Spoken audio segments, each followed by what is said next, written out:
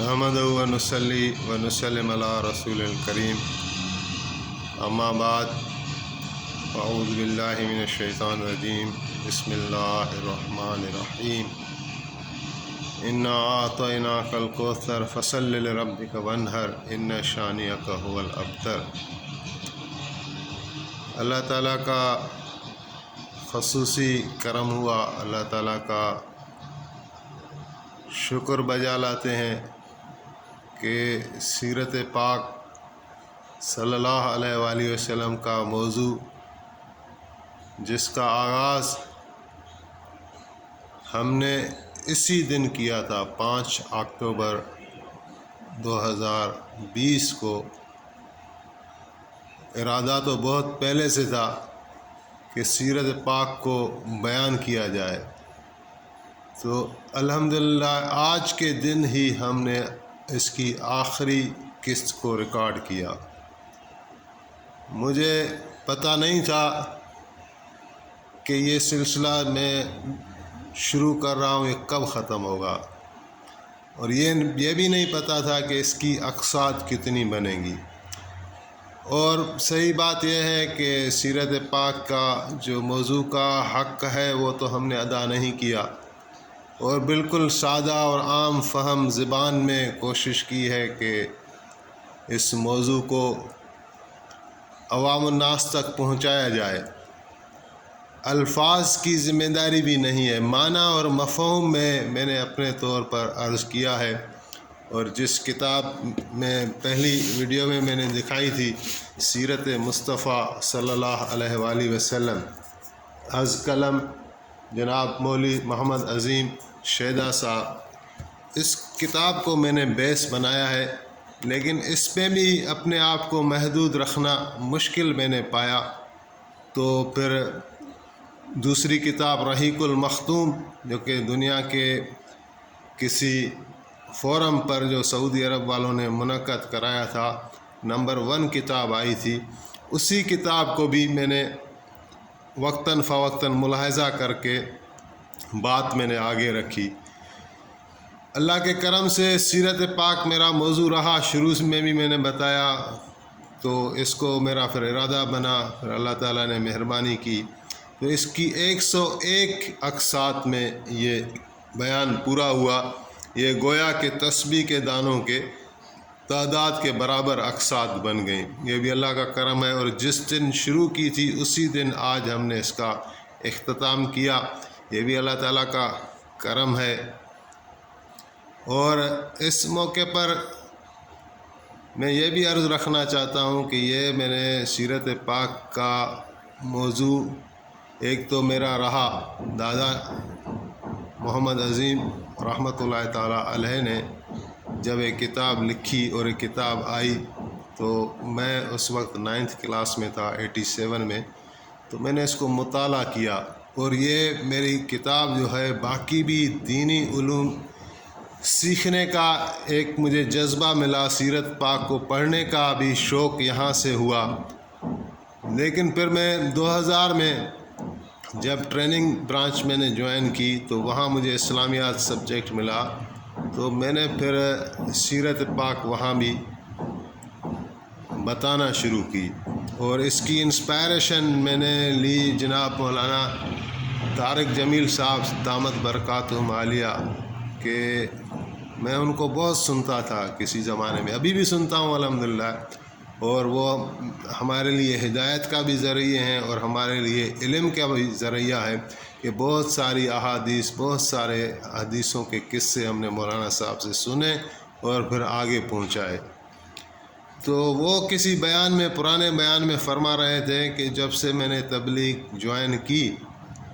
तो कभी ये नहीं हुआ कि मैं लगातार घर में बैठ जाऊं।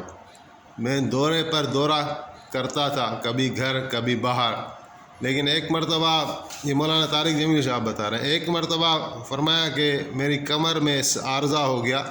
जिसकी वजह से मेरा निकलना मुमकिन नहीं रहा, पर मैं घर में ही था। तो घर में मैं कैसे वक्त गुजारूं, तो मैंने फरमाया कि घर वालों को जमा किया, बच्चों को जमा किया, और 4 महीने में मुसलसल घर में था। تو میں ان کو سیرت پاک بتاتا تھا۔ تو یہاں سے مجھے بھی انسپائریشن ملی کہ چونکہ میں بھی اسلامیات پڑھاتا تھا تو 8-9 کلاسوں میں میرا جانا ہوتا تھا، تو جو کلاس بہتر سننے والے ہیں، جو دلچسپی لیتے تھے، وہ ہمارے پاس ٹریننگ 6 مہینے کے لیے آتے تھے، تو میں ان کو یہ سیرت پاک سناتا تھا، اور یہ کتاب سیرت مصطفیٰ ہی میرے پاس ہوتی تھی، اور اس کو میں نے ہمیشہ بطور ریفرنس استعمال کیا۔ فی البدی بول جاتا تھا، اور پھر واپس آ کے اگر مجھے شک پڑتا تھا کہ چونکہ فی البدی بولنے میں غلطی کا امکان رہتا ہے، ویسے بھی انسان غلطی سے خطا سے پاک نہیں ہے، تو پھر میں جا کے دیکھتا تھا اور چیزوں کو کنفرم کرتا تھا۔ تو اس پہ اللہ تعالیٰ کا شکر ادا کرتا ہوں آج، اور فخر نہیں کرتے، اللہ تعالیٰ کا کرم ہوا اسی کی توفیق سے۔ اور یہ کہ بہت بڑا موضوع ہے، حضرت محمد رسول اللہ صلی اللہ علیہ وآلہ وسلم اللہ کے محبوب ہیں، اور ہم نے آپ کی زندگی کے واقعات کو جب بیان کیا تو ضرور کمی کوتاہی ہمارے الفاظ میں بیان کرنے میں غلطی بھی ضرور ہوگی، تو جو کچھ غلطیاں ہیں وہ ظاہر ہے میرے نفس کی طرف سے ہیں، شیطان کی طرف سے ہیں، اور جو کچھ میں نے صحیح بیان کیا وہ اللہ تعالیٰ کی توفیق سے ہے۔ اللہ تعالیٰ کا شکر ادا کرتے ہیں، اور جو کمی بیشی رہ گئی ہیں اس پر ہم اللہ تعالیٰ سے معافی مانگتے ہیں۔ اور یہ کہ اختتام پر جس طرح احکم الحاکمین رب العالمین کی توفیق سے یہ بیان مکمل ہوا، تو اللہ کا شکر کرتے ہیں، اور اللہ تعالیٰ سے سوال بھی کرتے ہیں کہ جس طرح اس نے اپنے حبیب کریم کے ذکر کرنے کی توفیق عطا فرمائی، تو جب کسی بادشاہ کی تعریف ہوتی ہے دنیا کے اندر بھی، تو تعریف کرنے والا بادشاہ سلامتوں سے کس انعام اور اکرام کی امید رکھتا ہے۔ تو اللہ تعالیٰ کا کرم ہے، اللہ تعالیٰ کا شکر ہے کہ اس نے ہمارے دل کے اندر دنیا کے بادشاہوں کی وقعت نہیں رکھی کہ دنیا دار لوگوں کے ہم پیچھے بھاگتے رہیں، لیکن اللہ تعالیٰ کا کرم ہے کہ ہم رسول اللہ صلی اللہ علیہ وآلہ وسلم کے مداح خوان ہیں، اور حضور صلی اللہ علیہ وآلہ وسلم سے شفقت کی اور شفاعت کی امید رکھتے ہیں۔ وہ اللہ کے محبوب ہیں، اور محبوب کریم صلی اللہ علیہ وآلہ وسلم کی ثنا کے اختتام پر ہم اللہ تعالیٰ سے امید لگاتے ہیں۔ سب سے پہلے اپنی مغفرت کا سوال کرتے ہیں کہ اللہ تعالیٰ نے جس طرح انسان کو بنایا ہے، تو انسان کا انجام ہے، یا تو وہ بڑا شیرین انجام ہے، یا تو انسان کو ہمیشہ ہمیشہ کی نعمتوں میں جانا ہے، اور اگر یہ نافرمان اور بدبخت ہوا، اللہ کا دشمن ہوا، تو اس کو عذاب شدید اللہ تعالیٰ دینے والے ہیں، اور اس کو بڑا ذلیل اور رسوا کرنے والے ہیں۔ تو سب سے بڑی حاجت تو ہماری یہی ہے کہ ہم اللہ تعالیٰ سے مانگتے ہیں کہ اللہم اجرنا من خزي دنیا والعذاب الآخرت، کہ دنیا کی رسوائی سے ہمیں بچائے اور آخرت کے عذاب سے بچائے۔ اور سننے والوں کے لیے بھی ساری دعا ہے۔ اور یہ کہ شاہ عبداللطیف بھٹائی صاحب کا ایک شعر ہے سندھی میں، جس کا مفہوم یہ ہے کہ بھٹائی صاحب کہہ رہے ہیں، یا تو حج پرن وٹ یا کر پریں جی پچار، انہن بنی کھاں دھار شل قادر کنکھے کی نہ کرے۔ تو وہ فرما رہے ہیں کہ یا تو تم ایسے ہو کہ ہو ہی تم محبوب صلی اللہ علیہ وآلہ وسلم کے قدموں میں، اور اگر ایسے نہیں بن سکتے تو پھر حضور صلی اللہ علیہ وآلہ وسلم کا ذکر ہی کرتے رہو، اور ان دو چیزوں سے اللہ تعالیٰ کسی کو بھی الگ نہ کرے۔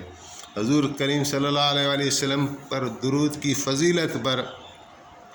امام غزالی صاحب نے کتاب لکھی مکاشفۃ القلوب، وہ اصلاحی کتاب ہے، لیکن اس کی خصوصیت یہ ہے کہ امام غزالی صاحب نے ہر باب کے شروع میں درود شریف کے فضائل لکھے ہیں۔ تو ایک جگہ وہ لکھ رہے ہیں کہ حضرت جبریل امین نے کوہکاف جبل پر دیکھا ایک فرشتے کو کہ اس کے فرشتے کے پر ٹوٹے ہوئے تھے، اور وہ ایسی خستہ حالت میں پڑا تھا۔ تو حضرت جبریل نے کہا کہ تمہیں کیا ہوا؟ تمہیں تو میں نے ایک بڑے اعلیٰ منصب پر دیکھا تھا کہ تم کسی آسمان پر بلند پایا منزل تھی تمہاری، اور جب تم سانس لیتے تھے تو ہر سانس سے اللہ تعالیٰ تمہارے سانس سے دوسرے فرشتے پیدا کرتا تھا، تو ابھی تمہارا کیا حال ہوا؟ تم اس منصب سے گر گئے۔ تو وہ کہنے لگا کہ نبی علیہ السلام جب معراج والی شب میرے پاس سے گزر رہے تھے تو میں کسی وجہ سے کھڑا نہ ہو سکا تھا، اور حضور علیہ السلام کیا ادب اور تعظیم جو مجھے بجا لانی تھی اس میں میرے سے کوتاہی ہو گئی، تو اللہ تعالیٰ نے مجھے یہاں پھینک دیا ہے اور میرے پر بھی توڑ دیے ہیں، اور آپ ہمارے سید الملائکہ ہیں، ملائکوں کے سردار ہیں، اللہ کے بارگاہ میں میرے لیے دعا کرو اور میرے لیے میرا منصب بحال کراؤ۔ تو حضرت جبریل نے جا کے اللہ تعالیٰ کے یہاں عرض کی، تو اللہ تعالیٰ نے فرمایا کہ اس فرشتے کو کہو کہ حضور صلی اللہ علیہ وآلہ وسلم پر درود پڑھے تو اس کو اس کا منصب مل جائے گا۔ تو حضور صلی اللہ علیہ وآلہ وسلم کا ذکر بہت مبارک ہے اور رحمتوں کو لے آتا ہے اور بہت اجر و ثواب ہوتا ہے، اور اللہ تعالیٰ خود بھی ذکر کرنے والوں میں اور محبوب علیہ السلام کے درود پڑھنے والوں میں شامل ہے کہ اللہ تعالیٰ نے فرمایا ان اللہ وملائکتہ یصلون علی النبی یا ایھا الذین آمنوا صلوا علیہ وسلموا تسلیما۔ تو ایک آخری بات کہ سلطان نور الدین زنگی پر ایک کرم ہوا تھا، قصہ بتانا مقصود نہیں، اتنا وقت نہیں ہے۔ تو رسول اللہ صلی اللہ علیہ وآلہ وسلم نے ان کو خواب میں آ کر کوئی کام کہا اور وہ کام انہوں نے سر انجام دیا، تو اس کام کی بنیاد پر جو حضور نے فرمایا تھا اور اس نے بجا آوری میں اس پر عمل کیا، تو پوری زندگی روتا رہتا تھا کہ نبی کریم صلی اللہ علیہ وآلہ وسلم یہ کسی سے کام لے سکتے تھے لیکن مجھے حکم فرمایا تو میں اس لائق نہیں تھا، لیکن حضور کا کرم ہوا تو میں یہ کام سر انجام لے آیا۔ تو اسی طرح یہ اللہ تعالیٰ کا اور اللہ کے حبیب صلی اللہ علیہ وآلہ وسلم کا کرم ہے۔ تو یہ امید ہے کہ یہ ہمارے جو بیان کیا گیا اللہ تعالیٰ اس کو ہمارے لیے نجات کا، فلاح کا ذریعہ بنائے اور خاتمہ بالخیر کرے اور ایمان والی زندگی عطا فرمائے اور ایمان والی موت عطا فرمائے، آمین۔ اور جو سننے والے ہیں اللہ تعالیٰ ان کو بھی انہی خوبیوں سے اور اپنی رحمت سے اور اپنی برکات سے نوازے۔ وآخر دعوانا ان الحمد للہ رب العالمین۔